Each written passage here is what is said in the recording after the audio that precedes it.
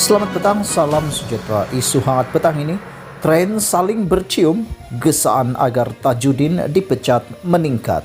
Berita sepenuhnya, media sosial dihujani gesaan agar ahli parlimen Pasir Salak, Tajudin Abdul Rahman disingkirkan daripada Prasarana Berhad selepas mengadakan satu sidang media berhubung kemalangan dua tren LRT baru-baru ini.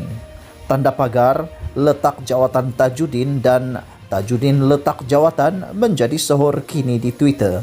Malah petition dalam talian juga dilancarkan bagi menggesa dia berundur segera. Pada malam Isnin lalu, dua tren LRT bertembung mengakibatkan 64 orang dikejarkan ke hospital, 6 daripadanya dalam keadaan kritikal. Tidak seperti Menteri Pengangkutan Wee Ka Siong yang turun padang pada malam itu, Tajudin hanya dilihat berada di lokasi kejadian pada keesokan harinya. Ketika ditanya mengenai ketidakhadirannya, Tajudin berkata, tindakannya datang ke lokasi kejadian pada awal pagi berikutnya adalah bukti betapa seriusnya dia menanggapi insiden itu, walaupun kemudiannya dilihat dia ketawa kecil. Pengurusi prasarana itu juga menjelaskan dia tidak dapat datang ke lokasi kejadian pada malam itu kerana baru saja selesai bermesyuarat dan sedang bersiap sedia untuk mendapatkan dos kedua vaksin COVID-19. Ketika ditanya mengenai keadaan dalam terowong bawah tanah itu, Tajudin memberitahu wartawan itu, normal, hanya dua tren bersama, saling bercium, katanya yang kemudian ketawa kecil. Mengulas perkara itu, ahli Parlimen Klang Charles Santiago menyifatkan Tajudin sebagai bencana yang tidak dapat disangkal.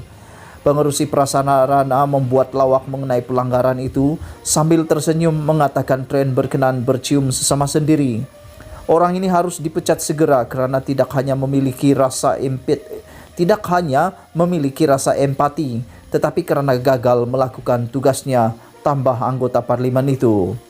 Charles juga menyifatkan bayaran pampasan sebanyak RM1,000 kepada mangsa yang terlibat dalam nahas itu sebagai satu penghinaan. Kerajaan sebelum ini menyatakan siasatan awal mengenai pelanggaran tren LRT di terowong bawah tanah antara stesen KLCC dan Kampung Baru itu disebabkan kecuaian pemandu dalam mengendalikan salah satu tren tersebut secara manual. Agensi Pengangkutan Awam Darat mendapati tren TR240 yang tidak membawa penumpang dipandu salah arah dan bertembung dengan tren bernombor TR181 di landasan sama. Charles bagaimanapun mempersoalkan apakah pengumuman itu merupakan usaha untuk mengalihkan tanggungjawab daripada prasarana dan Tajudin kepada pihak lain.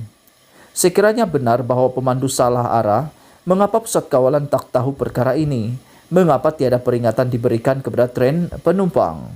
Dan bukankah track circuit yang memungkinkan sistem isyarat tren beroperasi secara separa automatik dengan memaparkan isyarat agar tren perlahan atau berhenti di hadapan trek yang digunakan berfungsi? Soalnya, katanya, panel bebas yang ditubuhkan mesti meneliti kemalangan berkenan dan mengenal pasti puncanya. Pada masa ini, panel 9 anggota yang diketuai Setiausaha Kementerian Pengangkutan Isham Ishak sedang menjalankan siasatan mengenai insiden berkenan. Sementara itu, Mufti Perlis Dr. Muhammad Asri Zainul Abidin berkata, sesuatu kemalangan tidak wajar dijadikan bahan gurauan. Kemalangan bahaya yang boleh mengancam nyawa atau membawa kecederaan atau kerugian harta yang besar tidak wajar dijadikan gurauan dan mainan. Hanya yang ada masalah pada akal dan budi pekerti sahaja sanggup berbuat demikian, katanya tanpa menyebut nama mana-mana individu. Sekian isu hangat petang ini. Jangan lupa tekan butang subscribe dan kita jumpa lagi. Bye-bye.